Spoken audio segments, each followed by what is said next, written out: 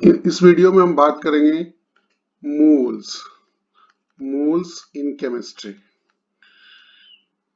अब moles in chemistry में इसको हम MOLE भी लिख सकते हैं, और अगर इसको सिंबल से बताएंगे तो स्मॉल n से भी इसको डिनोट करते हैं। अब ये होता क्या है, इसका बेसिक मतलब है अमाउंट ऑफ सब्सटेंस कि कितना है वो। तो नंबर में इसे कैलकुलेशन करते हैं कि कितना है। जैसे अगर हम डेली लाइफ में देखें तो जैसे 1 डजन, अब 1 डजन को हम जो ही 1 डजन कहा जाता है तो हम समझ जाते हैं कि 12, कोई भी चीज हो सकता है 1 डजन में 12 काउंट करते हैं। इसी तरह 1 पेयर का मतलब हो जाता है 2। इसी तरह से जब 1 मोल की बात करेंगे तो वो नंबर जो है वो होगा 6.022 10 to the power 23। अब ये नंबर आया कहां से?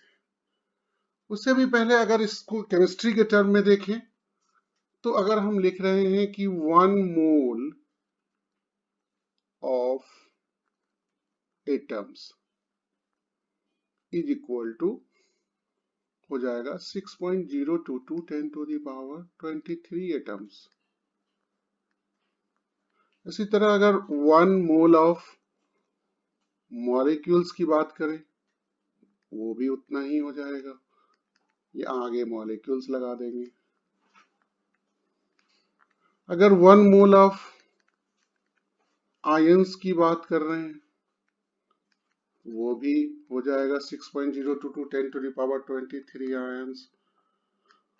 अगर इलेक्ट्रॉन्स की बात करें, यानी कुछ भी अगर केमिस्ट्री में लिख रहे हैं कि वो क्या है, 1 मोल अगर है तो उसका नंबर जो होगा उतना ही हो जाएगा, और उसके आगे बस वो सब्सटेंस का नाम लिखा जाएगा।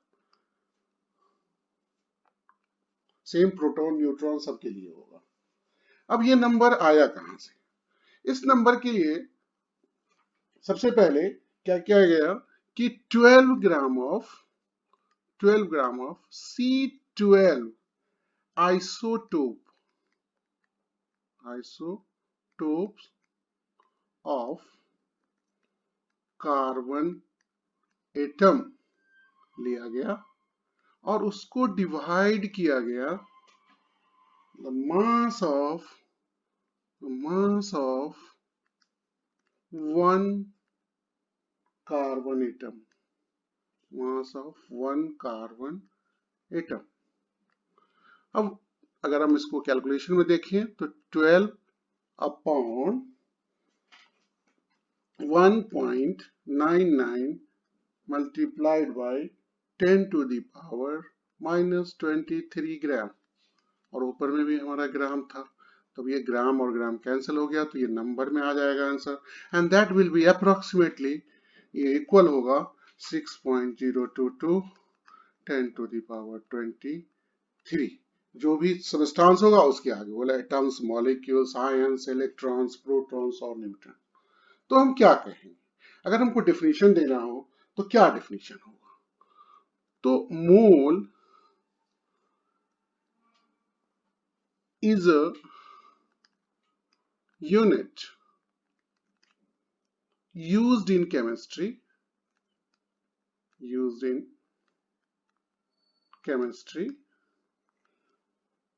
to unite three measured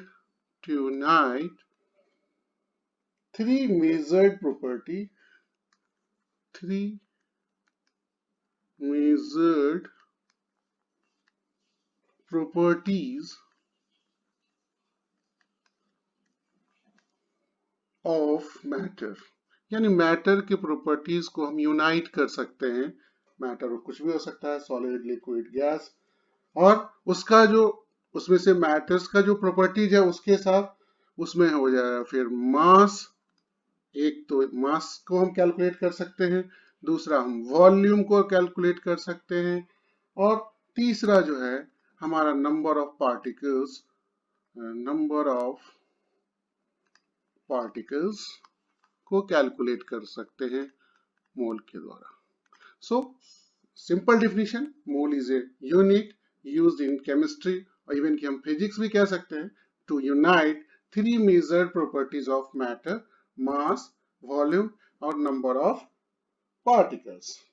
अब अगर इसको और देखें कि ये नंबर कितना इंटरेस्टिंग है, और तो उसमें हम ये पता करते हैं कि अगर इस नंबर को इतना, अगर आपके पास पेपर सीट हो जाए 6.022 10 टू दी पावर 23, और उसको हम स्टैक कर दें सीट्स को, तो अगर एक साथ स्टैक कर दें तो एक बार हम अर्थ से earth to sun and back, approximately हम फिर बैक टू अर्थ, ये इतना बड़ा नंबर है। इसी तरह अगर आप ह्यूमन का सेल को अगर कैलकुलेट करना चाहें कि कितना ह्यूमन सेल है, तो टोटल वर्ल्ड पॉपुलेशन जो है, टोटल वर्ल्ड पॉपुलेशन जो है वो है लगभग 8 बिलियन, और एक ह्यूमन सेल में 10 to the power 100 trillion cells होते हैं, और एक ह्यूमन में 100 ट्रिलियन सेल्स होते हैं।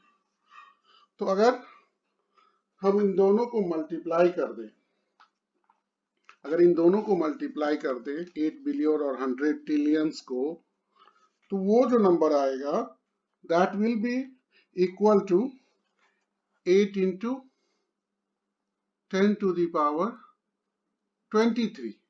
ये नंबर आएगा टोटल, दोनों को अगर आप मल्टीप्लाई करते हो तो। एंड देन अगर इसको हम मोल में देखना चाहें तो ये मोल में आ जाएगा 1.3 मोल्स। बस इतना छोटा बन गया, इतना बड़ा नंबर जो था उसको हमने इतना छोटा बना दिया, इतना ही मोल्स है टोटल सेल्स, जबकि एक ही सेल में 1 ट्रिलियन था। तो इसका क्या मतलब हुआ? इन सब कहने का एक ही मतलब हुआ कि अगर कोई चीज मोल्स है तो मोल्स से हम किसी भी बहुत सारे चीजों को बहुत छोटे टर्म में दिखा सकते हैं, यानी एटम्स और मॉलिक्यूल्स।